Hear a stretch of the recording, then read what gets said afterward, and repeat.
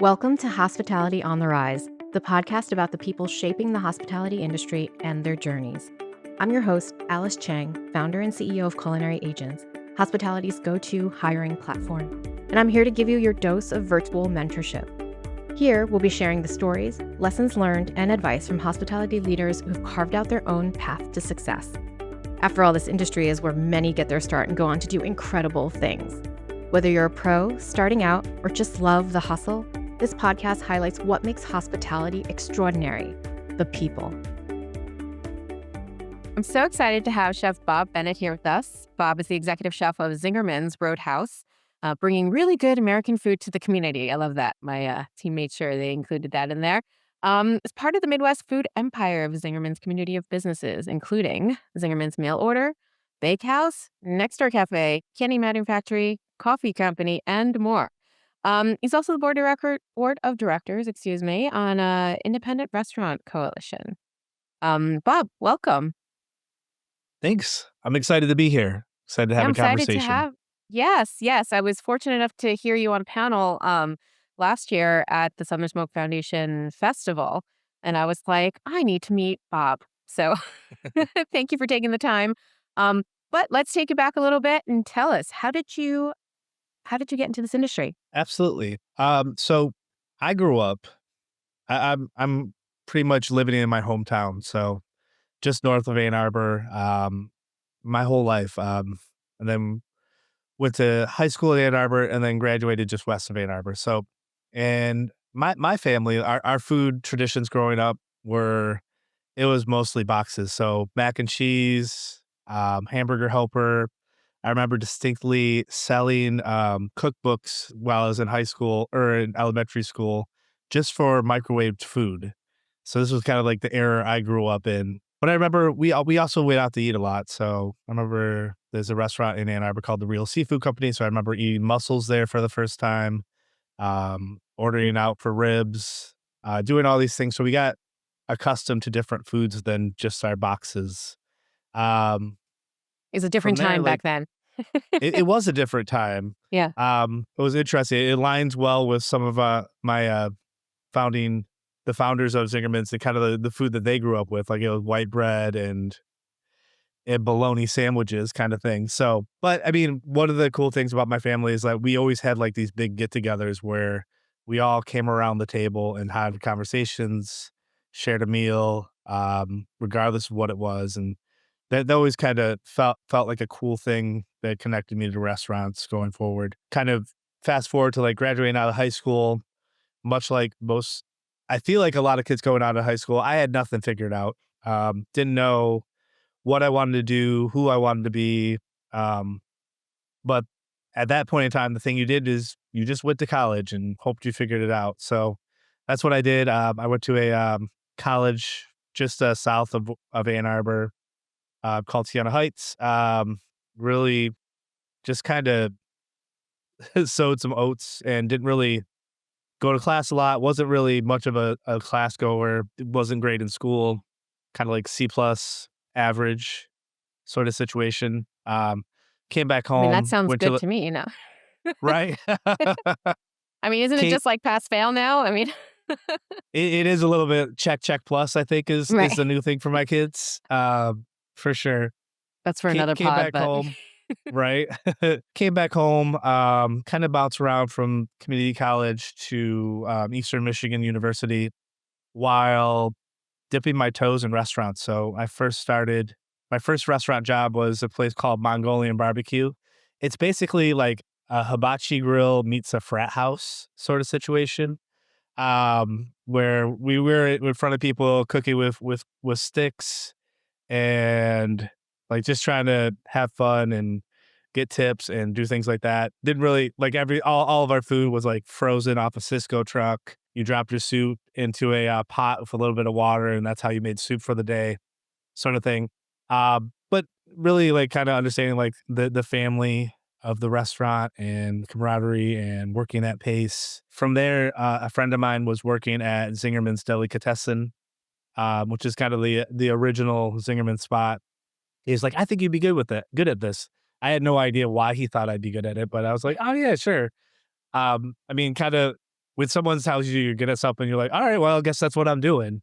So I went over there and worked on their sandwich line. And compared to like most delis, like I would compare it to kind of like the business level you'd see at like Cat's Deli in New York kind of thing, where we have people lined up around the corner. We're doing like Yeah. 200 Rubens an hour sort of thing. As a no S joke deli. yeah, a no joke deli. And then so I was working there for about 2 years when the Roadhouse, the Zingerman's Roadhouse started kind of the rumors of being open, and I was I was going to school at Eastern Michigan, but studying like sandwich menus more than I was studying the actual work. I was about couple semesters away from a psychology degree. I was probably never going to do a whole lot with, and had probably done more in the work of running the kitchen with it than I would have ever done had I actually followed through on it. So I made the jump to go over and open the Roadhouse, and then also go into culinary school in the morning at the same time. So like 6 in the morning, then go to work at like 1 in the afternoon till 2 in the morning, then rinse and repeat, which was it was a at the time it was a fun way to do it. Like you just were like going nonstop and learning a lot.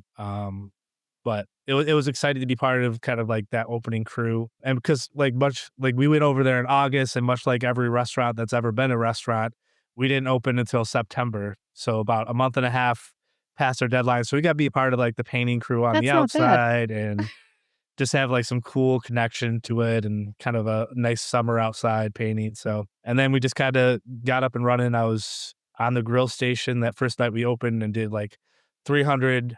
It was our soft opening of like 300 friends and family, which is, it wasn't as soft as we would have loved it to be, but we made it through. Kind of went through year one, and then kind of jumped around Ann Arbor and went and opened up some other restaurants with some friends. And they did like a fine dining spot called Logan's, where it was like kind of like new American cuisine, a couple other spots, and then just found my way back. I feel like Zingerman's is one of those places where they're always willing and able to kind of like welcome folks back into it, who have worked there, kind of gone on to new things. I'm gonna latch onto that for a sec, because we hear often there's this industry as a whole is kind of center of Mhm. gravity. Sometimes people leave the industry, go do some other stuff, and they're like, actually, I really loved it. I'm gonna go back. But the same holds true for certain employers, right? And employers Yep. also enjoy like if you leave on good terms, right, do your thing. Most people, most employers are happy to see their people grow, and then they're also happy to rehire these newfound skills after, some time or whatever. That's something from a career path standpoint, goes back to never burn your bridges, always do a good job, Absolutely. be respectful. You never No, know. for sure. Always leave notice and like go out on good terms, because you never. I mean, I feel like the restaurant industry more than most is so like tight knit, and like if you burn bridges Yeah. at one spot, it's like burning the bridges at like five different spots, kind of things. Because everyone talks, everyone knows each other, Yep. whether you think it or not. Yep. Yep. Absolutely. And you've spent, so when you came back, were you like, okay, I'm home, I'm gonna just stay here. You've been there clearly a long time. So It was a little bit of that. It was like I kind of started back on the grill station, just kind of worked my way up the line, up to kitchen supervisor, sous chef. And then we did this kind of hit like this path where like I didn't know what the next step was. Am I going to like become head chef here? We had our executive chef was still, and managing partner was still there, and kind of talking to him like, hey, what would this look like? And he's like, oh, well, I think it needs to be X number of steps until you're here. He ended up leaving kind of shortly after that, not too long after that conversation. So the X number of steps turned into 0 steps, and kind of stepping into it. But it was one of those things where we do brunch, lunch, breakfast, and dinner. So like we're always going. So if you're in a position of leadership, you're always running the restaurant at some point. So then yeah, I and just that's kind of stepped into running more of the restaurant. Yeah, and that's actually also a great thing that I'll also latch on to is, if you've been at a place and there's no real reason to leave, like you're enjoying yourself, you like the Hmm. culture and you're learning and you're progressing, but you're in a situation where there are leaders in place already and they may Yeah, not be, you know, looking to leave anytime soon and you want to grow. Having the conversation, setting the expectations, Mhm. is important because then you can make a decision for yourself what you want to do. If those 8 steps or handful of steps really were, what needed to happen before you could progress, and you can determine for yourself what's best for you. And, Yep. things happen, right? Sometimes if you just wait it out a little bit, or if you just, spend some time thinking about something, something happens. For sure. I always joke around that I hung around long enough that they put me in charge of everything. Yeah. And, that's it. First of all, I know that everyone, tenure is something that, people do respect as well as look for. The jumping around resume building, has its place sometimes. When you're starting out, you're doing your internships or stages, because of school or whatever, that's great. But then there comes a point where when you find employment, um, and you're just there for a little bit and go to another place just because you're building up your resume, that's not so um desirable for Right. employers as well. So, and it's also because, if you're not there long enough to learn anything, meaningful, then what's happening here? Um, as you were kind of looking at, growing up the ranks, going up the ranks at Zingerman's here, Roadhouse, what was the when you made the leap into management? What were some of the kind of learnings that you had there? Because that's oftentimes kind of the biggest leap, right? Absolutely. No, I think like maybe it's more specific to restaurants, but I feel like people who get kind of like promoted into these positions are just are people who are really good at being like a line cook or a prep cook or whatever they're doing, but and not and there's a gap above them. Not necessarily that they're fit to go into that gap or have the training to go into it. So I think I was definitely kind of one of those people who didn't really have a whole lot of leadership skills going into it.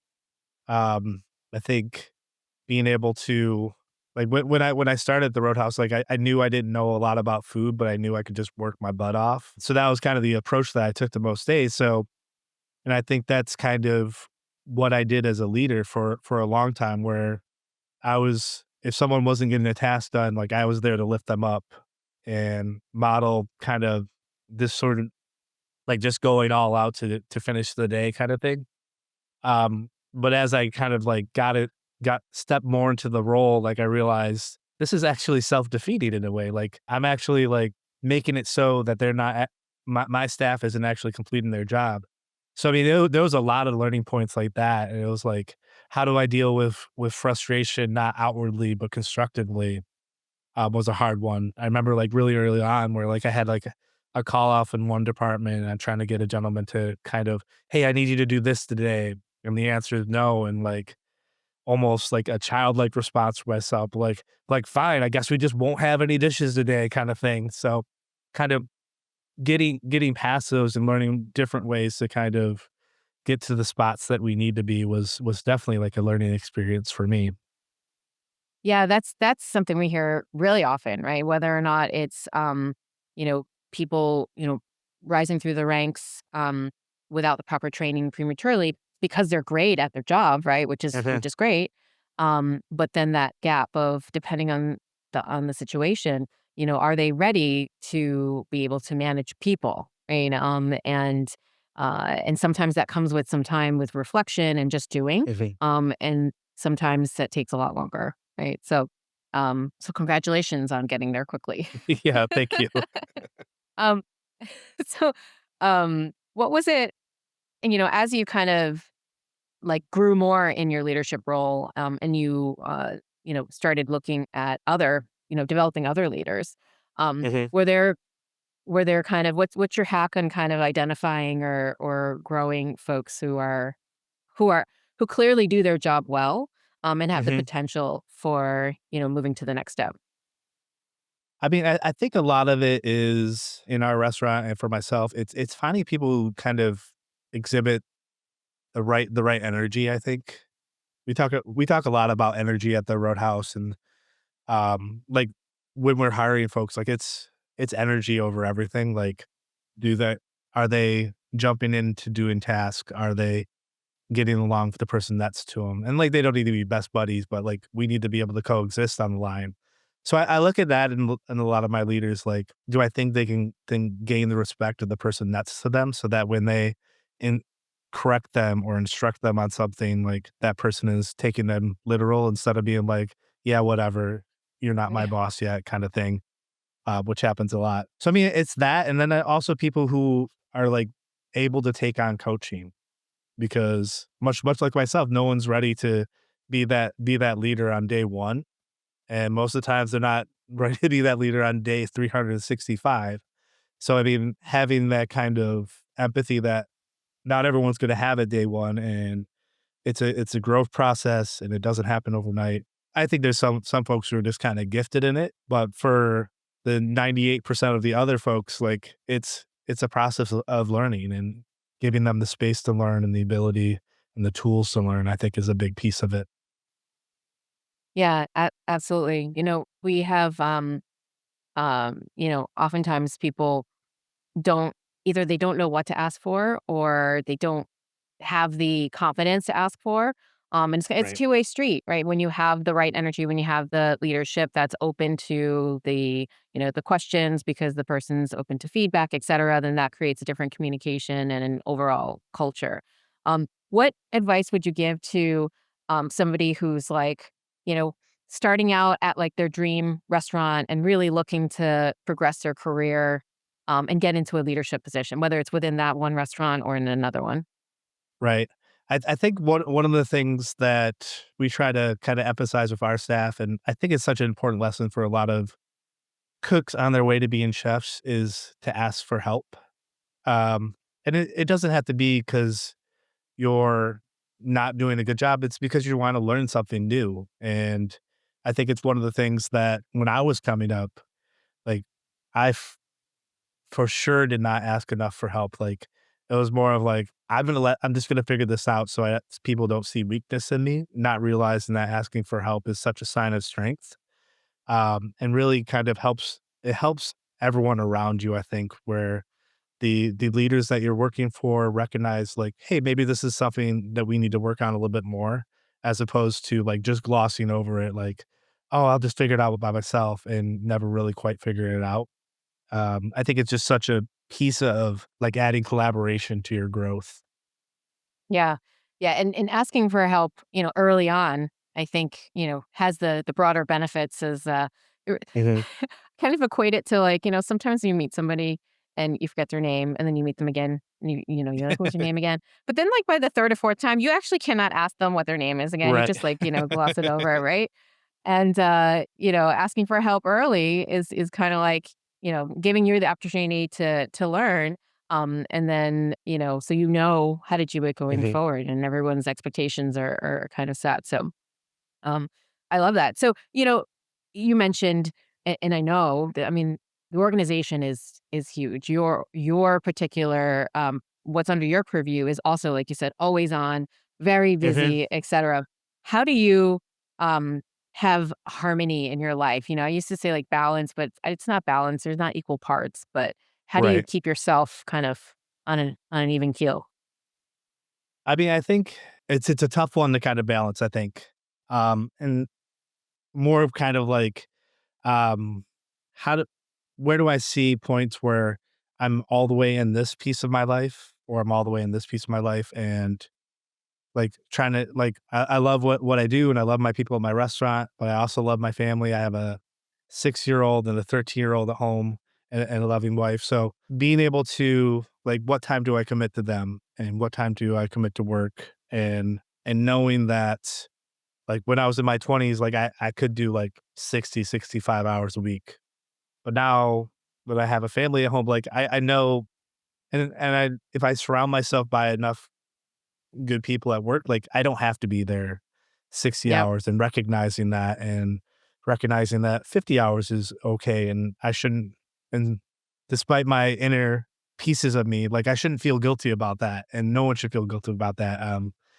But relying on the people around me, I think helps a lot. But I mean, you just try to do the best you can, just like with all things. Like some weeks are better than others, and I rely on like my wife at home, like to be like, hey, you need to take slow down just a minute and take a break and take a breath, and realize what you're doing. And but I think that's kind of the way for all of us chefs. Like we get emotional about projects or a dish or a busy week, and we always have to kind of like take a breath, figure it out, and then kind of reprioritize at times.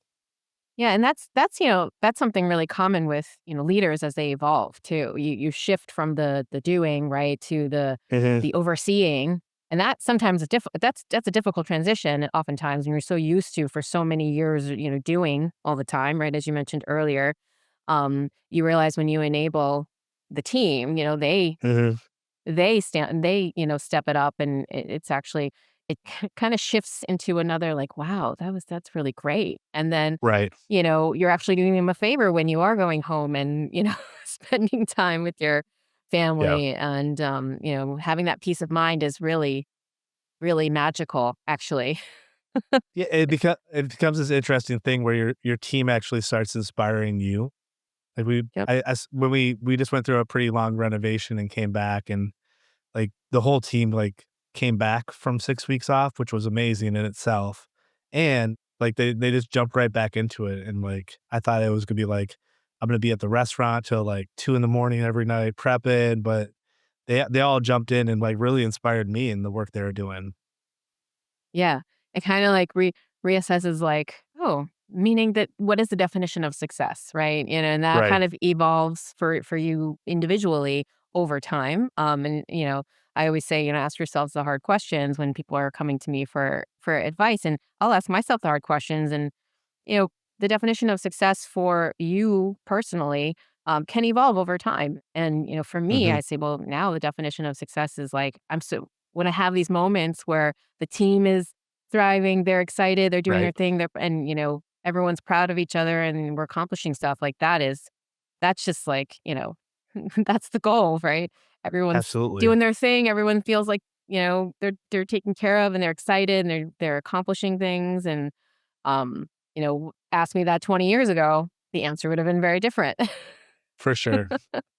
So keep checking back in with yourself on what your personal definition of success Hmm. is as you evolve as a leader, because it will change over time for sure. Um, so as you touched on it a little bit on inspiration in your team. What else do you do to keep yourself inspired? I don't know. I get inspiration from a lot of places. I have a massive cookbook collection, so I get inspired by those and just learning new things. And I think in the day and age we're in now, where like being able to see what other chefs are doing is so readily available. Whereas like back when I started in this industry, like even to look up like a recipe was like a 3 hour challenge. But now like, you're able to see like a dish that's going on special in San Francisco on Instagram like the day of, and being able to see all the different things that people are doing with food, with their staff, with their restaurants.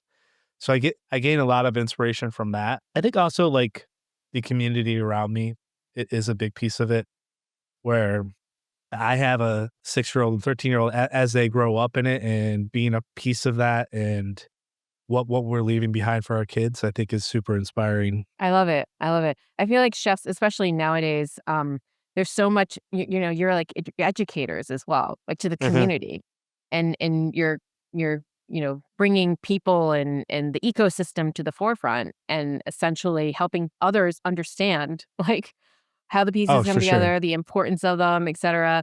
It's really incredible how both the industry and the individuals have evolved over the years, right? It's not just, I want to be a cook, I'm going to cook in a restaurant, and that's just what I'm going to do.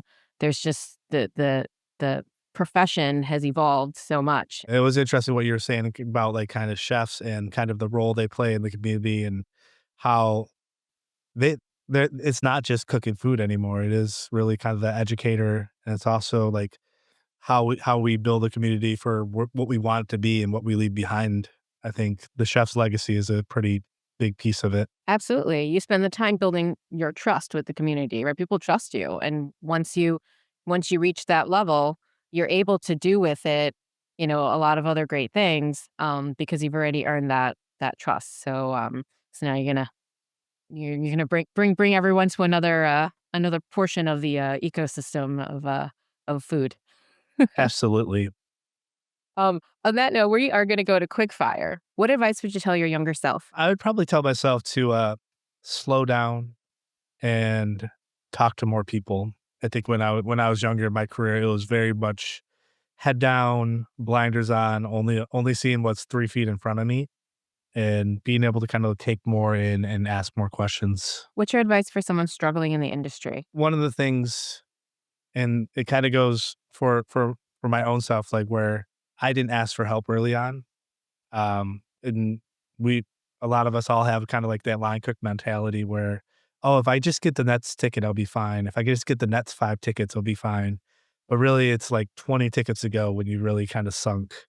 Um, but so being willing to ask for help and just kind of work on yourself is a big piece. I've been a pretty big component here in Michigan around kind of like mental health and how we get there. And it's not just when the house is burning down, but it's everyone needs to talk to someone and kind of organize themselves, and being willing to do that kind of early on, I think is a huge step for a lot of folks. What's your advice for fellow hospitality leaders? One of the things that I enjoy about being outside of the restaurant some is meeting other industry leaders and being able to talk and bring like our issues to a table and work on them together. I think it's one of the things I've loved about being on the board at the Independent Restaurant Coalition, where we get to meet other folks, and there there's a lot of struggle going on in the industry right now, and being able to share that and pushing. So my advice would just be come to the table and have more meaningful conversations, and really just kind of do the work that we need to do to kind of lift up this industry. I love it. On that note, thank you, Bob, so much for taking time to share about your experiences and some advice. Absolutely. Thanks for having me on here. Remember, success looks different for everyone in hospitality. No two paths are the same. If you have a leader or a topic you want to hear about, email media@culinaryaagents.com. Hospitality on the Rise is brought to you by Culinary Agents, connecting top talent with employers since 2012. Whether you're hiring or looking for your next opportunity, join us at culinaryagents.com. For more inspiration, subscribe to Hospitality on the Rise and visit hospitalitycareerpaths.com, a free platform by Culinary Agents. Thanks for tuning in. Remember to like, follow, and subscribe. And if you love this episode, share it with someone who could use a little inspiration.